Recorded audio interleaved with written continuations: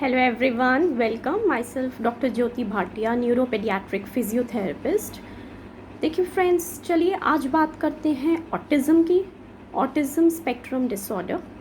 Autism आजकल बहुत ही ज़्यादा कॉमन हो गया है। इनफैक्ट अगर देखा जाए तो 6 लाइव बर्थ्स अगर होती हैं तो उसमें 1 या 2 लाइव बेबीज़ में चांसेस हैं कि ऑटिज़म स्पेक्ट्रम डिसऑर्डर के फीचर्स आ सकते हैं। 6 बर्थ्स में से अगर एक बच्चा ऑटिस्टिक है तो आप खुद से सोच सकते हैं कि पेरेंट्स में कितनी ज़्यादा टेंशन हो सकती है, स्ट्रेस हो सकता है, डिप्रेशन हो सकता है।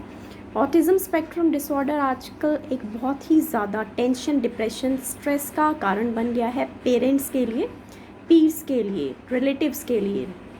तो फ्रेंड्स, सबसे पहले आइए जानते हैं कि ऑटिज़म स्पेक्ट्रम डिसऑर्डर को, क्योंकि जानना बहुत ही ज़्यादा ज़रूरी है।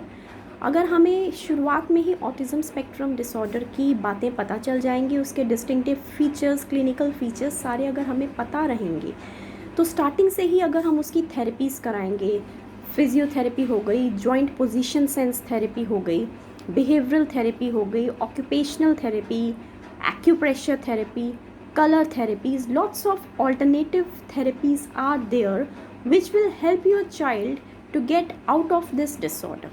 In fact देखा जाता है कि 70% तक बच्चा, अगर उसका मॉडरेट या सीवियर फॉर्म है तो 70% तक चांसेस हैं कि उसके सिम्टम्स में इम्प्रूवमेंट आए, और जो माइल्ड डिसऑर्डर्स होते हैं वो कई बार 90-95% तक भी क्योर हो जाते हैं।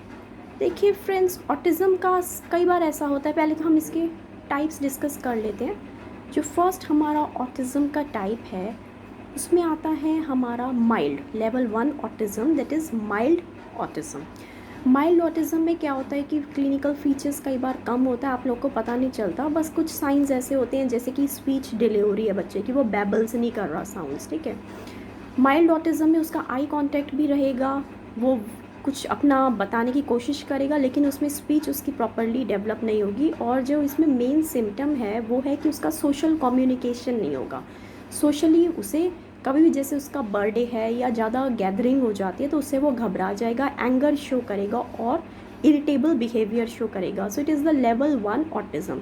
अगर आपका बच्चा सोशली हमेशा रेस्टलेस रहता है, इरिटेबल रहता है, कई बार बर्थडे पार्टीज़ है, क्राउड को देख के पार्क में ले जाते हैं, ज़्यादा बच्चों को देखता है, तो इट मीन्स कि ये लेवल 1 ऑटिज़म है। आप फ़ौरन अपने फिजिशियन, अपने प्रैक्टिशनर से, अपने थेरेपिस्ट से फ़ौरन मिलिए, क्योंकि अगर स्टार्टिंग में ही शुरू कर देंगे आप थेरेपीज़, 1 ईयर से ही कई बार आप अगर शुरू कर देते हैं तो 3 साल तक बच्चा हमारा ठीक हो जाता है।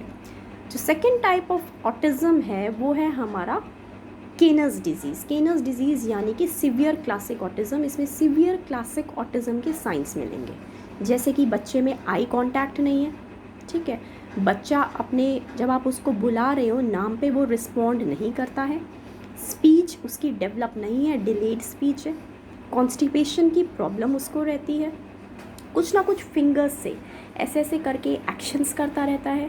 प्रिटेंड एंड प्ले, जो कि 2 से 3 साल में बच्चा प्रिटेंड एंड प्ले अपने आप खेलना शुरू कर देता है, वो नहीं करता है।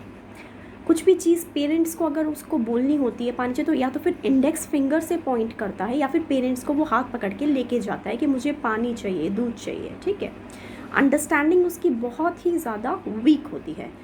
टेबल पे चढ़ता है, उसको अंदर से फियर बिल्कुल नहीं होती। मोटर स्किल्स डेवलप होती हैं लेकिन उसकी फियर नहीं होती, कहीं पर भी टेबल पे कहीं पर भी चढ़ जाता है। दरवाज़ा अगर आप खोलेंगे तो वो कहीं पर भी भाग जाएगा बिना फियर के कि कहीं मुझे कुछ हो सकता है। तो ये सारे अगर सिम्टम्स हैं, ये हैं क्लासिक ऑटिज़म डिसऑर्डर के, ठीक है। ऑटिज़म स्पेक्ट्रम डिसऑर्डर क्लासिक यानी केनर्स डिजीज, सीवियर सिम्टम्स है। आप फ़ौरन अपने थेरेपिस्ट से मिलिए और इसको रोकने और कम करने के उपाय आप उनसे पूछिए।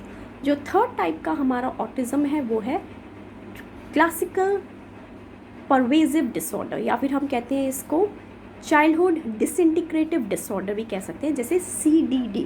इसमें क्या होता है कि पेरेंट्स कहते हैं कि 1 साल तक तो हमारा बच्चा बिल्कुल ठीक था, 1.5 साल तक बिल्कुल ठीक था, लेकिन 1 साल के बाद जब वो थोड़ा सा उसका सोशल होने का टाइम आया तो उसका आई कांटेक्ट नहीं है, सोशल स्किल्स नहीं है, नाम पे रिस्पॉन्स करना उसने 1 साल के बाद कम कर दिया, जो भी हम उसको इंटरेस्टिंग टॉयज़ दे रहे हैं वो उसको नहीं देख रहा।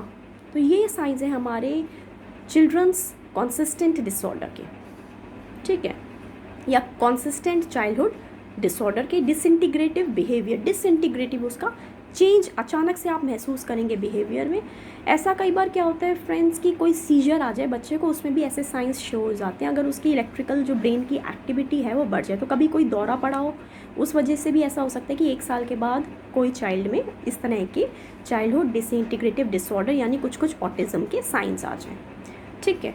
और जो लास्ट हमारा जो ऑटिज़म का टाइप है वो है परवेजिव डेवलपमेंटल डिसऑर्डर, PDD। इसमें क्या होता है कि जो 2 साल तक बच्चा बिल्कुल ठीक रहता है, लेकिन 2 साल के बाद उसमें डिसऑर्डर यानी एक तो उसकी स्पीच डेवलप नहीं होती, 2 साल तक वो बिल्कुल नहीं बोलता। सेकंड, 2 साल के बाद उसका सोशल होना कम हो जाता है, सोशल स्माइल कम हो जाती है। ठीक है।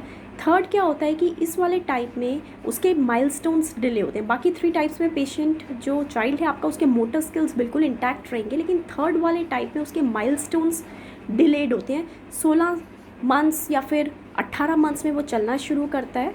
ठीक है। और कई बार वो चलता भी है तो टो वॉकिंग करेगा। ठीक है। उसके जो एंकल के डॉर्सीफ्लेक्सस मसल्स हैं, काफ मसल्स हैं, ये टाइट होंगे। या तो बच्चा टो वॉकिंग करेगा या फिर वो जब चलेगा तो फिर वो पकड़ पकड़ के चलेगा। तो ये सारे जो सिम्टम्स हैं ये है परवेजिव डेवलपमेंटल डिसऑर्डर, PDD के। तो आज हमने बात की ऑटिज़म के। सबसे पहले आपके बच्चे को कौन सा टाइप है ऑटिज़म का ये आपको पता होना चाहिए। ठीक है। क्योंकि इग्नोरेंस अगर आप इग्नोर करेंगे तो ignorance will lead to delayed और incomplete recovery of your child. कोई भी साइन अगर आप लोग को दिखता है तो फ़ौरन आप कांटेक्ट करिए अपने थेरेपिस्ट से। मैं सुमित्रा हॉस्पिटल सेक्टर 35 बैठते हैं, आप मेरे पास भी आ सकते हैं। कुछ स्केल्स होते हैं जैसे कोनर स्केल, GCHAT स्केल, गार स्केल, बहुत सारे स्केल्स होते हैं जिससे हम आपको रूल आउट करके कंफर्म करके आपका डायग्नोसिस बता सकते हैं।